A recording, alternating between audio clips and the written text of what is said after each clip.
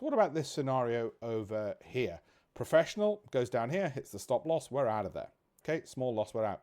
Private investor goes down there, comes back up, and they think, wow, you know what? I'm right. I should never sell when it's gone down because look, it came back up. Well, that's stupid because the next time it's going to get them there. You know what the private investor does?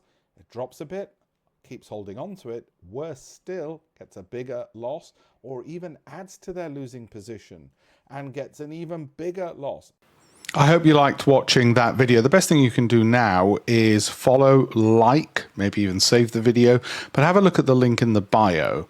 Have a look at alpishpatel.com/links for free investment books, education, mentoring, information about pensions, information about why pensions are not growing as much as they should, what you can do about it, free educational course, a whole bunch of free resources to improve investments and pensions more broadly, wherever you are in the world.